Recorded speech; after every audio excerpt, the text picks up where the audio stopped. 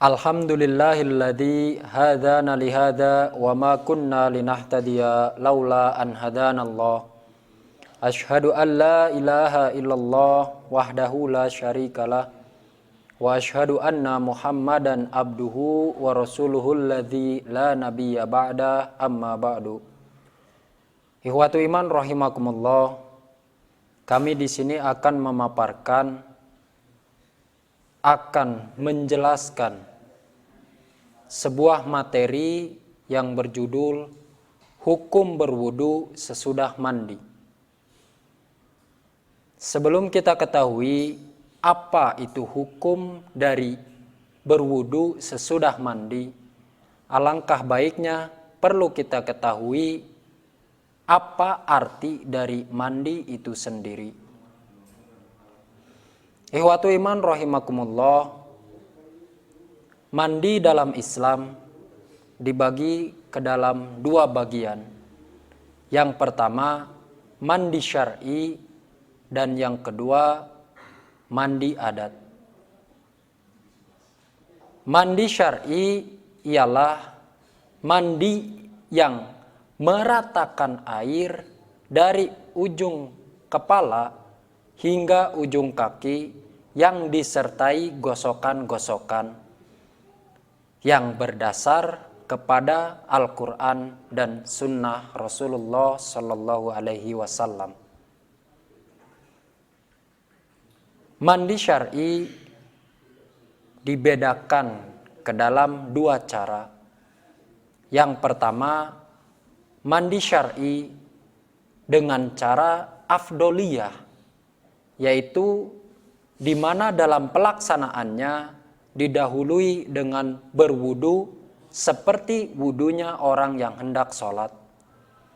Dan yang kedua, mandi syar'i dengan cara rukunnya saja, yaitu hanya meratakan air dari ujung kepala hingga ujung kaki tanpa disertai gosokan-gosokan.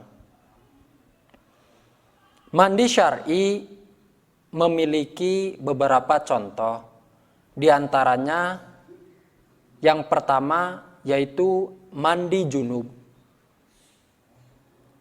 Mandi junub yaitu mandi yang ditujukan kepada orang yang telah mengalami ihtilam, perempuan yang telah bersih dari haid dan nifas, serta suami istri yang telah melakukan hubungan suami istri. Yang kedua, mandi Jumat, yaitu mandi yang ditujukan kepada orang yang hendak melaksanakan sholat Jumat. Dan yang ketiga, mandi Idain, yaitu mandi yang ditujukan kepada orang yang hendak melaksanakan sholat Id, baik Idul Fitri maupun Idul Adha. Dan yang keempat, mandi ikhram, yaitu mandi yang ditujukan kepada orang yang hendak melaksanakan ikhram, baik itu ikhram haji maupun ikhram umroh. Ikhwatu iman rahimakumullah, bagian mandi yang kedua yaitu mandi adat.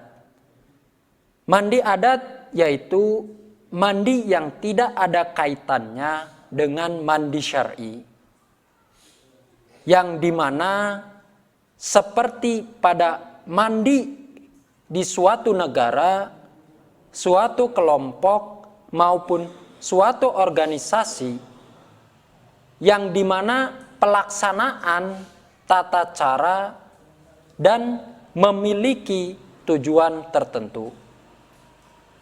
Akan tetapi apabila mandi adat ini dalam pelaksanaannya rukun dari mandi syar'i telah terpenuhi, maka mandi adat ini bisa dikatakan sebagai pembersih hadas. Ikhwatu iman rahimakumullah, setelah kita mengetahui apa arti dari mandi itu sendiri, selanjutnya kita masuk ke dalam pembahasan berikutnya, yaitu hukum berwudu sesudah mandi. Rasulullah Shallallahu Alaihi Wasallam pernah ditanya oleh salah seorang sahabat tentang hal demikian. Kemudian Rasulullah Shallallahu Alaihi Wasallam menjawab pertanyaan sahabat tersebut dengan kalimat, wa ayyu wudu'in atammu minal gusli. Wudu manakah yang lebih sempurna dari mandi? Dan pada riwayat lain diterangkan dengan lafal yang berbeda, yaitu atammu minal gusli dan afdolu minal gusli. Pada riwayat lain pula, yaitu riwayat Abu Daud nomor 250, diterangkan bahwa an Aisyata qalat kana Rasulullah sallallahu alaihi wasallam yagtasilu wa yusalli rak'ataini wa salatal ghadati wala arahu yuhdisu ba'dal gusli. Dari Aisyah radhiyallahu anha, ia berkata, Rasulullah sallallahu alaihi wasallam mandi, kemudian melaksanakan sholat 2 rakaat yang dilanjutkan dengan sholat subuh, dan aku tidak melihat beliau berwudu kembali setelahnya. Hadis riwayat Abu Daud nomor 250. Demikian pun pada riwayat At-Tirmizi dan An-Nasai dengan lafal kana nabiyyu sallallahu alaihi wasallam la yatawaddoa ba'dal gusli. Adalah Rasulullah sallallahu alaihi wasallam tidak berwudu kembali setelah mandi. Hadis riwayat At-Tirmizi dan An-Nasai. Ikhwatu iman rahimakumullah, dari beberapa pemaparan tersebut dapat kita lihat. Yang pertama, mandi syar'i afdoliyahnya dilakukan dan didahului dengan berwudu seperti wudunya orang yang hendak sholat.